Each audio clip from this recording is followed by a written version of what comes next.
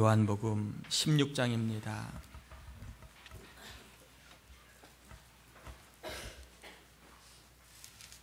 요한복음 16장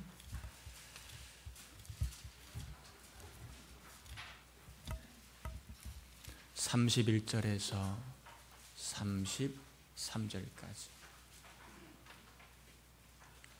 우리 세 절인데요, 같이 봉독하겠습니다. 요한복음 16장 31절에서 33절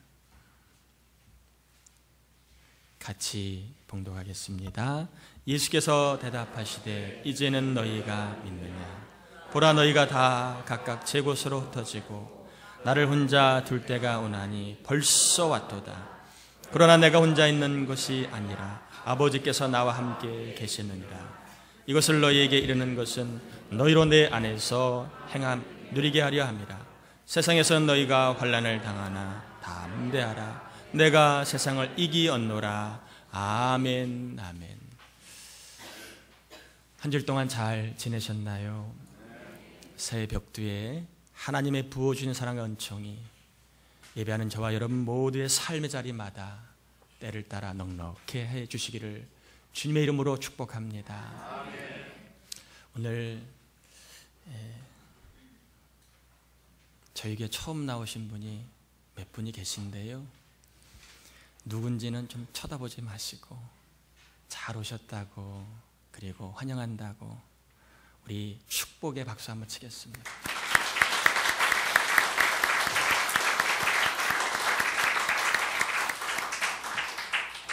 순간의 선택이 10년을 좌우한다는 모 전자제품 광고처럼 여러분의 이 첫걸음이 여러분의 10년 아니라 영원한 생명을 좌우할 수도 있는 소중한 시간이 되셨으면 좋겠습니다. 오늘은 믿음, 평안, 용기라고 하는 제목으로 말씀을 전할까 합니다. 믿음, 평안, 용기. 이 세 단어를 강조하고 싶은데 말을 이으려니까 너무 설교 제목이 길어서 그냥 단어만 나열을 했습니다. 믿음, 평안, 용기. 제목은 믿음을 가지면 평안하고 평안해야 용기를 내어 살 수 있다, 그런 이야기입니다. 당시 예수님을 따르던 사람들은 종교적인 이유로 환난을 당하고 있었는데 그 환난은 대부분 다 경제적인 환난이었습니다. 유대교 중심 사회에서 유대교를 부인하고 그리고 인정하지 않는 기독교는 당연히 미운 오리가 될 수밖에 없었습니다. 그래서 기독교인, 예수를 믿는 자들에게는 어떤 일자리도 주어지지가 않았습니다. 혹 직장을 다니고 있는데 그 중간에 예수를 믿게 되면 그 순간에 제명됩니다.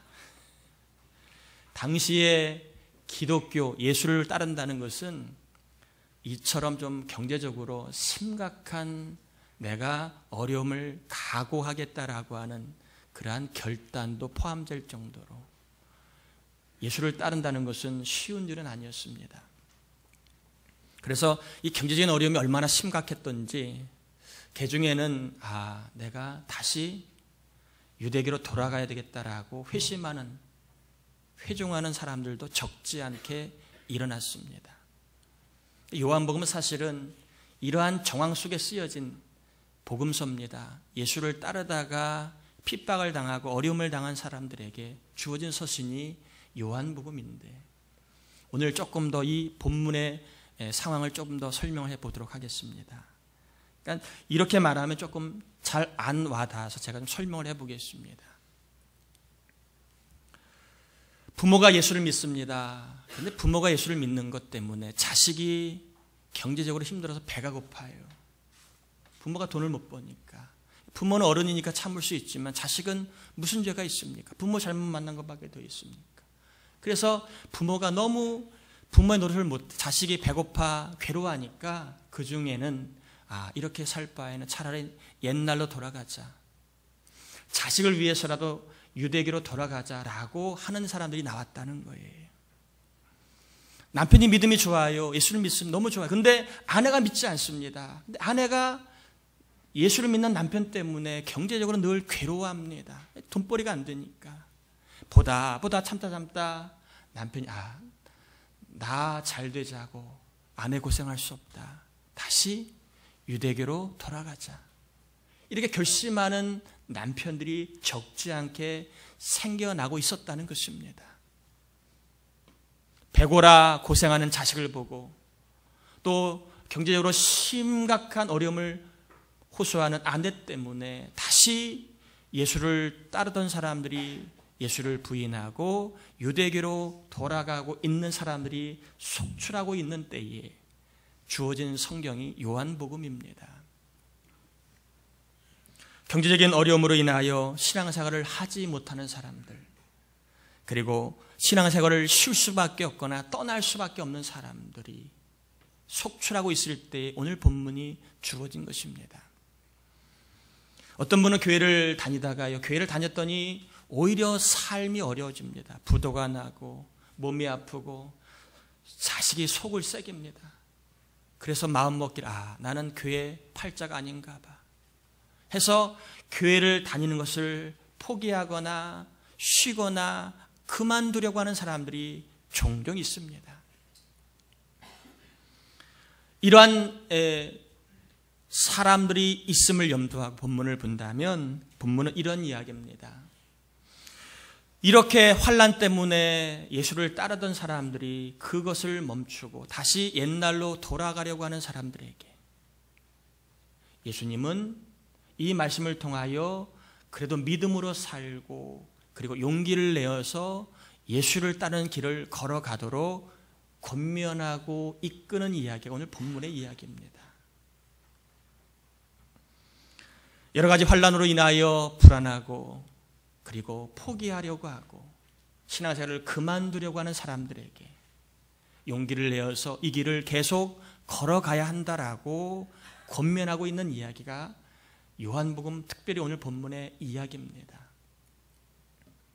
그러면 성도가 환난을 당하고 있는데 왜 용기를 낼 수밖에 없는가?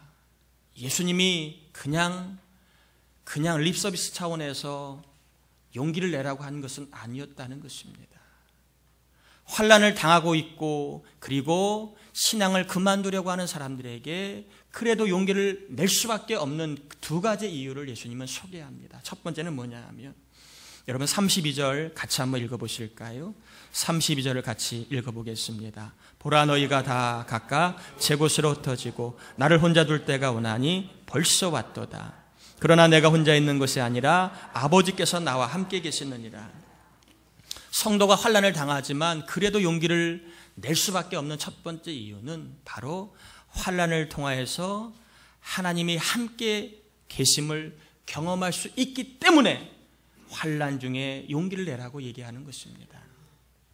사람들은요, 환난을 당하면 대부분 그렇지는 않지만 개중에는 환난을 당하면 환난이 좀 오래되고 길어지고 커지면 하나님은 없어. 하나님은 안 계셔. 또 누구처럼 칼막스처럼 종교는 나약자들이 만들어내는 허공에 불과해. 없는데 그냥 위로하려고 만든 거야. 하나님이 없다라고 생각하는 사람이 있습니다. 왜냐하면 하나님이 계시다면 어찌 나한테 이렇게 어려움만 주실 수 있느냐 반문하는 사람이 있습니다. 그래서 나에게 어려움만 주시는 분이라면 또 나의 어려움을 막을 수 없는 분이라면 하나님은 하나님이 더 이상 아니라는 것입니다. 그러나 여러분, 환난이 있다는 것은요, 따라해 볼까요? 하나님이 없다는 증거가 아니라 하나님이 살아계심을 경험하는 기회일 뿐이다. 제가 꼭 강조합니다. 하나님이 환난이 있다는 것은 하나님이 없기 때문에 나오는 결과가 아니라 하나님의 함께하심을 경험하는 기회일 뿐이라는 것입니다. 요셉은 애굽의 종살이라고 하는 환난을 통해서 그 애굽에서도 감옥에서도 누가 하나님이 자기와 함께하심을 경험했습니다. 욥은 재산과 가족과 심지어 자기의 몸까지 잃었지만 그 환난을 통하여 하나님이 결국엔 자기를 사랑하고 계신 분이심을 그가 경험하였습니다. 그러므로 환난 때문에 불안하여 포기하고 싶고 정리하고 싶고 떠나고 싶은 분이 있을지 모르겠습니다. 너무 환난이 많아서 이럴 바에는 차라리 떠나자, 교회 다니는 것도 포기하자, 신앙생활도 포기하자 하는 분이 있을지 모르겠습니다. 그러나 따라해 볼까요? 포기하고 떠나는 것은 마귀의 음성이다. 여러분, 포기하고 떠나는 것은요, 내가 환난 때문에 주님을 떠나는 것은, 교회를 떠나는 것은, 이것은 마귀가 주는 음성일 뿐입니다. 오히려 지금 환난을 당하면 이 순간이 하나님이 나와 함께 하심을 내가 눈으로 경험할 수 있는 기회이고, 하나님이 나를 사랑하고 계신 분임을 내가 체험할 수 있는 그러한 기회라고 믿고 하나님을 더 의지하는 것이 하나님이 우리에게 주시는 음성입니다. 하나님을 의지할 때 하나님은 선물을 주시는데요, 평안이라고 하는 선물입니다. 요한복음 14장 27절에 나의 평안을 너희에게 주노라. 내가 너희에게 주는 것은 세상이 주는 것과 같지 아니하니라. 마음에 근심하지도 말고 두려워하지도 말라.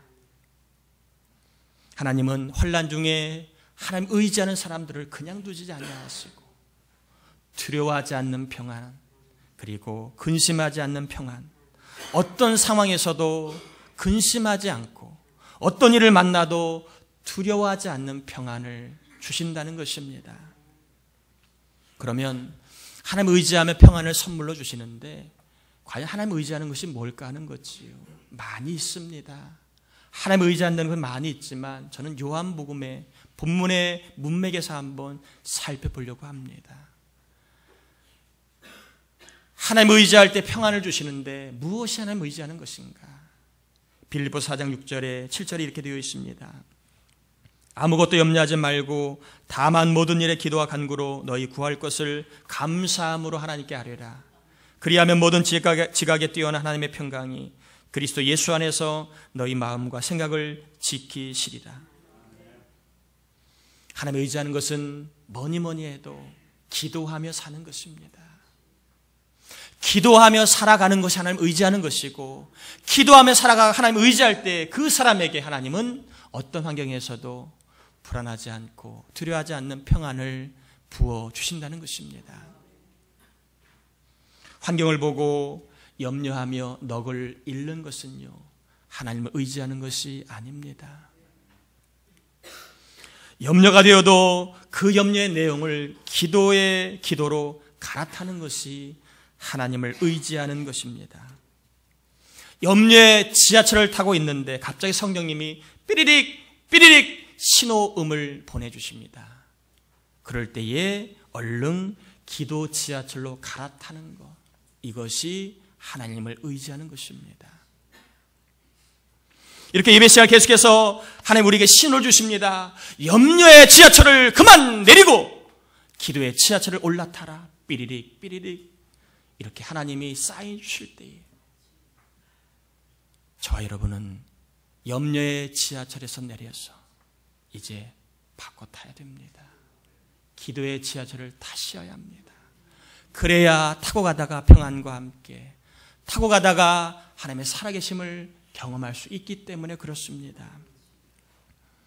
기도를 하나님을 의지하며 하나님께서는 기쁨도 주십니다. 그러나 기쁨뿐만 아니라 기도의 응답까지 주신다라고 본문의 24절에 말씀하고 있는데, 여러분 본문 24절 읽지는 않았지만 한번 같이 읽어볼까요? 24절입니다.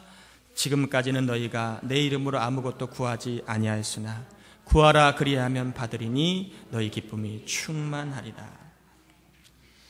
하나님을 의지하는 자에게, 기도하며 하나님을 의지하는 자 하나님은 기쁨뿐만 아니라 구하는 대로 받게 해주신다 말씀하고 있습니다.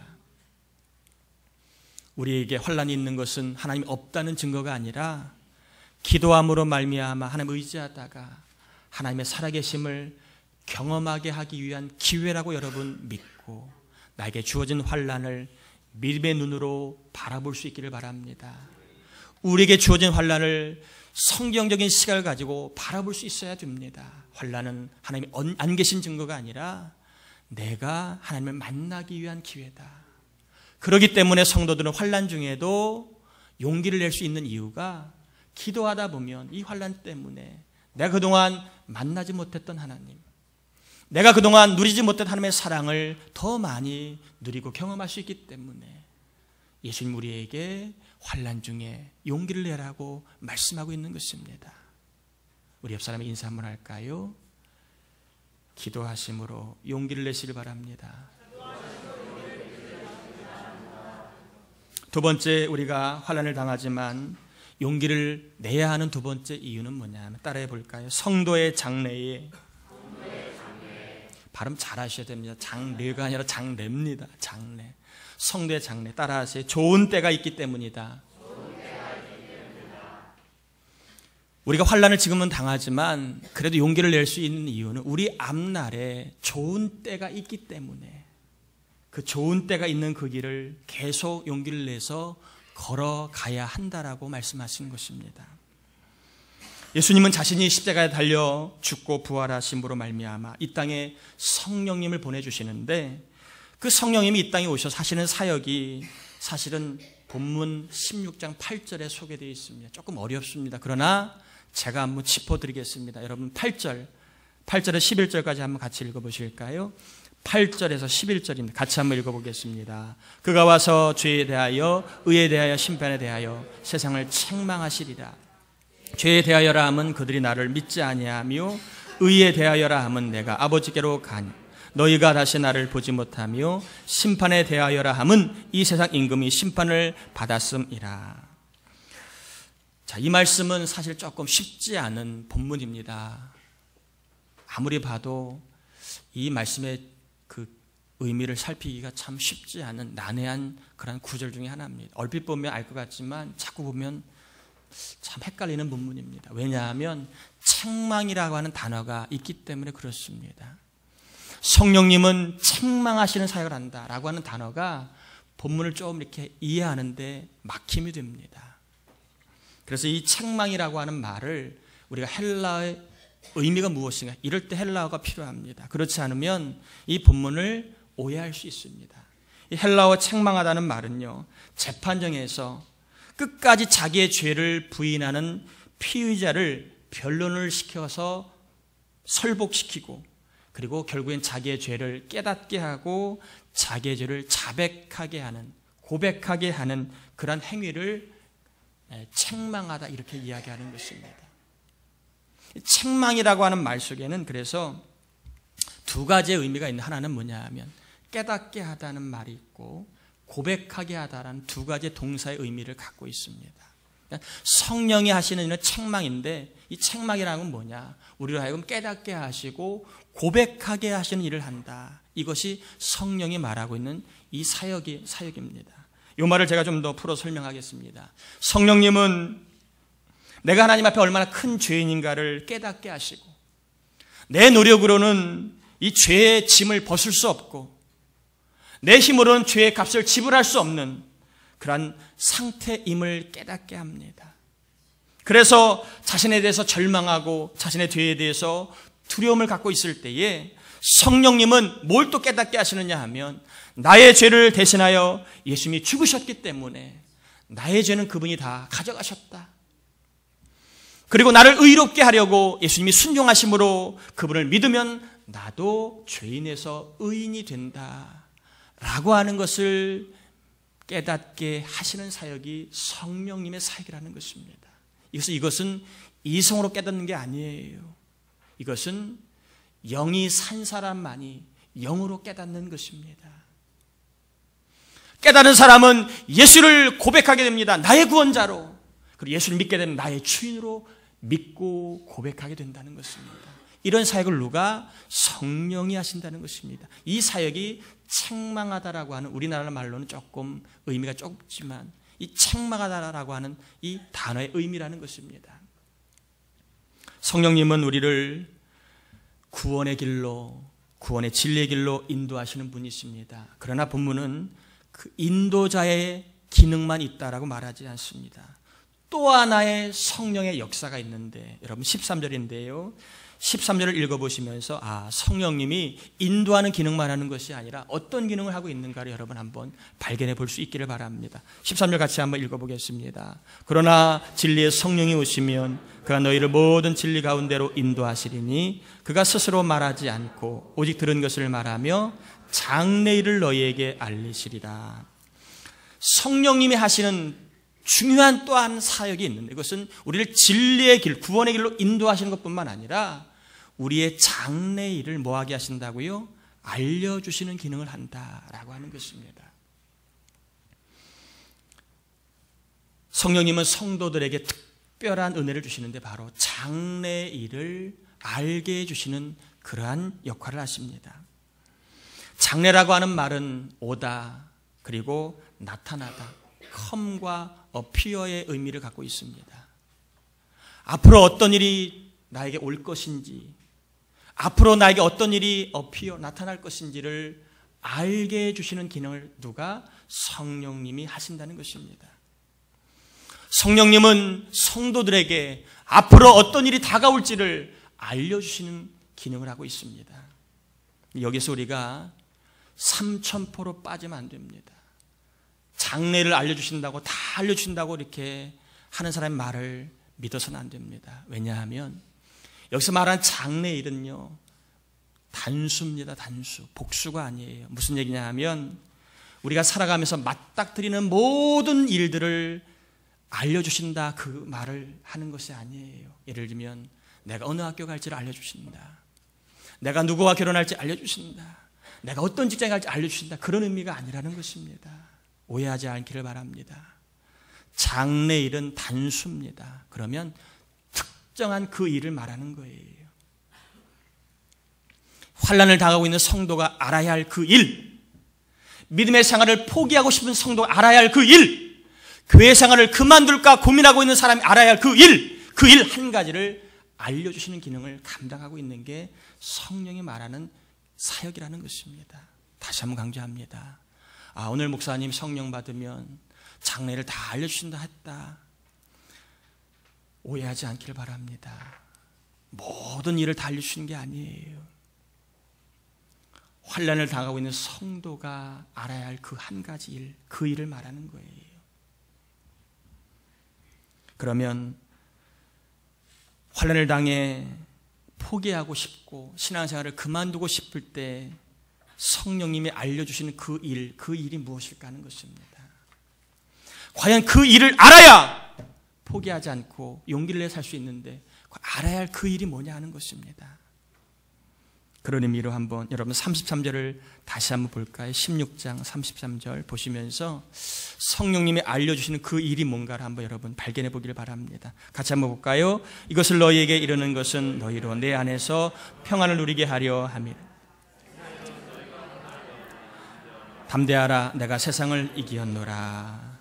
여러분, 성령님이 환난을 당하고 있는 성도가 용기를 내어 살 수 있도록 알려주시는 그 일이 뭐라고 생각하십니까? 그것은 바로 따라해 볼까요? 나의 장래에 좋은 때가 있음을 알게 해주신다. 성령님이 환난을 당하고 있는 성도에게 알려주신 그 일은 뭐냐 하면 나에게도 좋은 때가 있다라고 하는 것을 알게 해주신다는 거예요. 언제인지 어떤 방법인지는 모르지만 분명한 사실은, 그래도 하나님 의지하는 사람에게는 환난을 당하고 있지만 앞일에 앞에 좋은 때가 반드시 있다는 것을 알려주신다는 것입니다. 성령님은 나에게도 이기는 때가 있고 은혜가 임하는 때가 있고 그리고 복이 부어지는 그 때가 있음을 알려주신다는 것입니다. 성령님은 나에게도 열리는 때가 있고 풀리는 때가 반드시 있음을 알게 해주신다는 것입니다. 각자의 장래에 좋은 때가 있으니 이것을 믿고 용기를 내라고 예수님이 지금 용기를 내야 되는 이유에 대해서 말씀을 하고 계신 것입니다. 저는 이제 말씀을 정리하려고 합니다. 여러 가지 아픔과 어려움이 다 우리 모두에게는 있습니다. 살아있는 동안 어려움 없는 사람은 아무도 없습니다. 어느 목사님 자기 아들에게 이렇게 얘기합니다. 야, 목회가 너무 힘들다. 야, 목회가 너무 힘들었더니 그 아들이 뭐라고 그랬는지 아세요? 아빠, 목사 자식으로 사는 건 더 힘들어. 그렇게 얘기했대요. 세상에 문제 없고 어려움 없는 사람이 어디 있겠습니까? 다 있지요. 그러나 이런 상황에서 우리가 용기를 내게 만드는 것은 믿음밖에 없다는 것입니다. 성령께서 예배하는 저와 여러분에게 이 시간 환난을 당하고 있다 할지라도, 환난은 하나님의 살아계심을 경험하는 기회라고 하는 믿음을 꼭 주시길 바랍니다.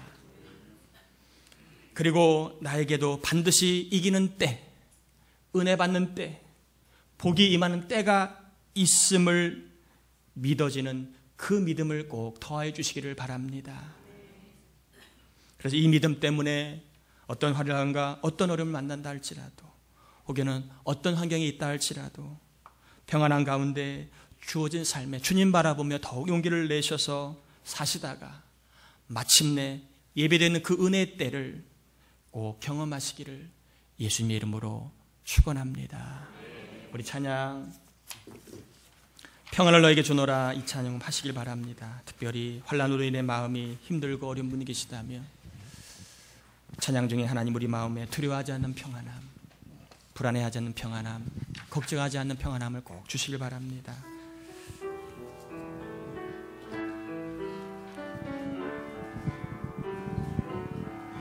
평안을 너에게 주노라, 세상이 줄 수 없는, 세상이 알 수도 없는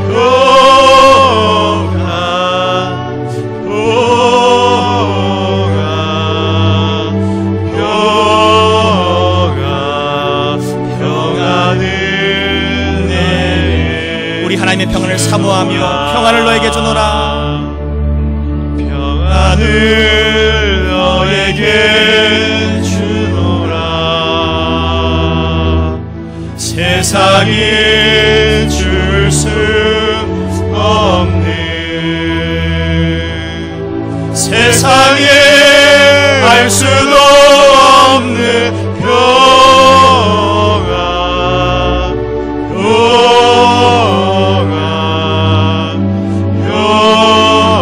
평안을 내게 주노라. 평안을 우리 가슴에 손을 얹고 다시 한번 찬양합니다. 사랑을 나에게 주노라,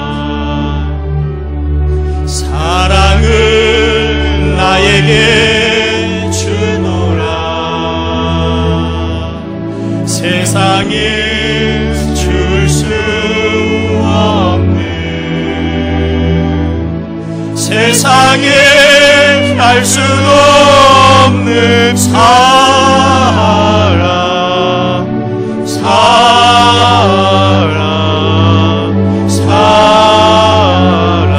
내게 주노라. 사랑을 우리 평안을 나에게 주노라. 한 번만 더 찬양하고 기도합시다. 평안을 나에게 주노라, 평안을 너에게 주노라, 세상에 줄 수 없는, 세상에 알 수도 없는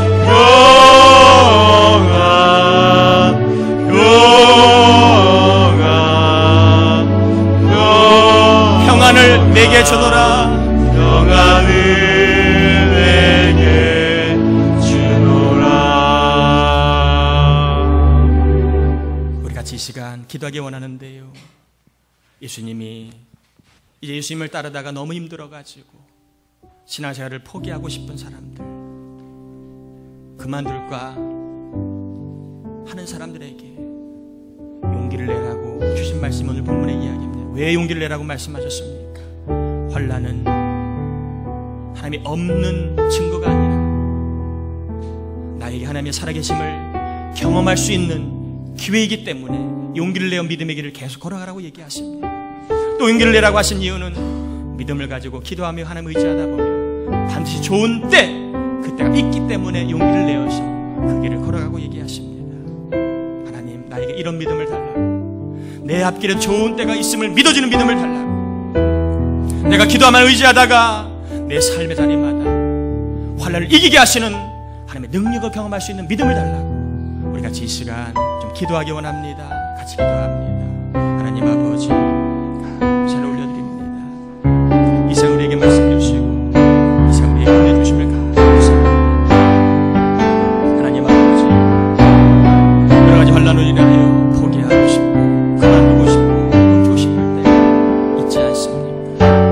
우리 하나님 아버지, 이 시간 귀한 영들 가지고 좀 하시고 믿음 주시옵소서. 믿음 주시옵소서. 하나님의 살아계심을 경험할 수 있는 믿음 주시옵소서. 그래서 용기를 내게 해주시옵소서. 내 앞날에 좋은 때가 있음을 믿고 살게 해주시옵소서.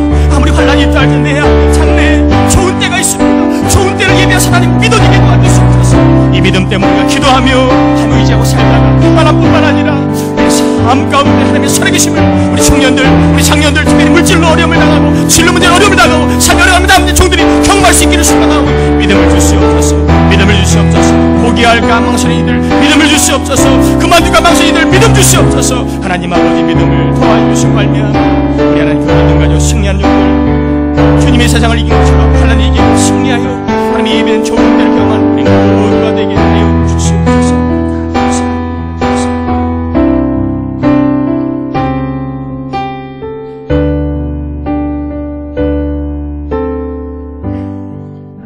하나님, 저희에게 믿음을 더하여 주옵소서.